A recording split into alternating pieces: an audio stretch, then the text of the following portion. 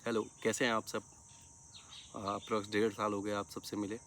मुझे लगा कि आप सबसे बात किया जाए। कल यूपीएससी का प्रीलिम्स का एग्ज़ाम हुआ है और one of the lengthiest paper आप कह सकते हैं। तो मुझे लगा आप सबसे बात किया जाए, कुछ पेपर एनालिसिस पे बात करते हैं और कुछ आने वाले समय में हमारी क्या रणनीतियाँ हो सकती हैं, मेंस के रिगार्डिंग कैसे क्या अप्रोच करना चाहिए, पर्टिकुलरली उन स्टूडेंट्स के लिए जिनका एग्ज़ाम निकल रहा है।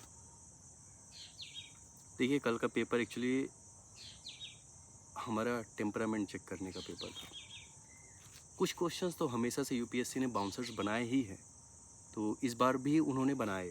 जैसे यूएन पीस कीपिंग मिशन हो गया, आर्मी कॉप्स वाले हो गए, ऐसे करके कई सारे क्वेश्चंस थे जो उन्होंने बनाए। तो बट हमें उन क्वेश्चंस के पीछे भागना नहीं होता, क्योंकि हमारी लड़ाई वहाँ होती ही नहीं है। हमारी लड़ाई वहाँ होती है जहाँ हम क्वेश्चन सब कर रहे होते हैं, हिस्ट्री, पॉलिटी, ज्योग्राफी, इकोनॉमिक्स के।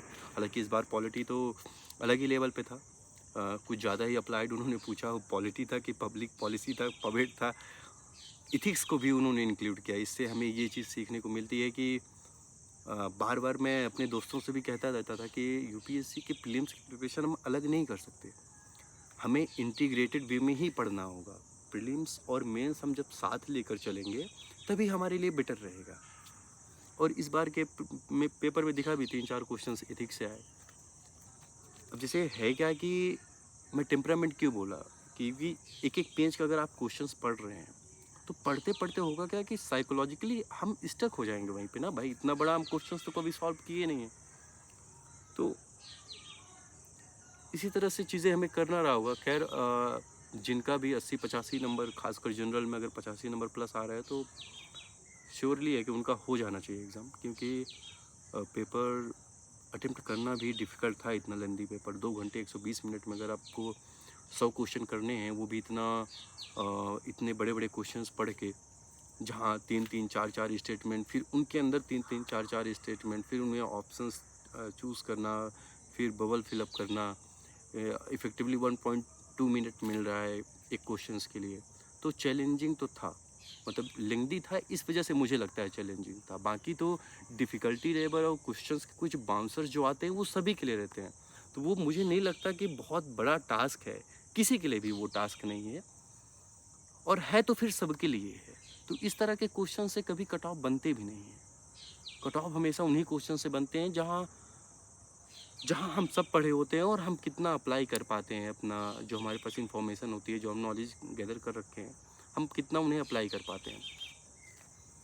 और जहाँ रही आंसर की बात, तो बढ़िया है, इस बार यूपीएससी 1-2 दिन में आंसर की दे ही देगा।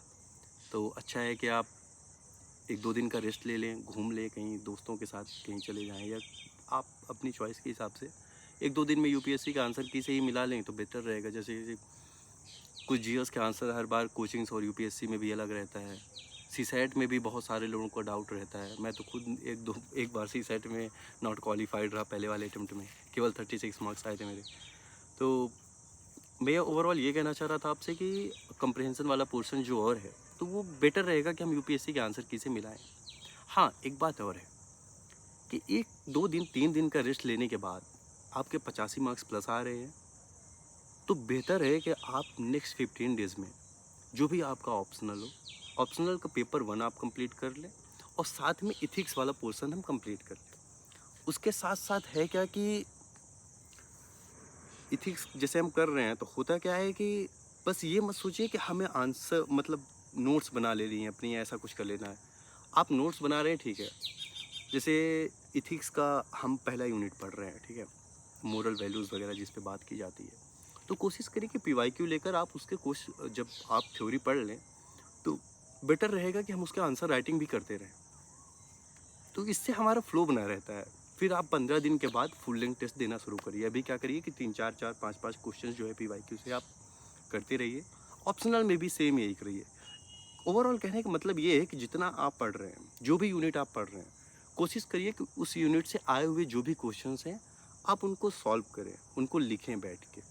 ज़रूरी नहीं है कि आप इस टाइम बाउंड मैनर पे ही लिखें कि हमें 8 मिनट में लिखने हैं, 7.5 मिनट में लिखने हैं, 11 साढ़े 11 मिनट में लिखें। थोड़ा सा आप टाइम एक्सटेंड कर सकते हैं, बट ये ध्यान रहे कि हमें ज़्यादा भी नहीं है कि डेली हम लिख ही रहे हैं 15-15 20-20 मिनट में एक क्वेश्चन, ऐसा भी नहीं करना है। विद टाइम हमें रिड्यूस करते जाना है।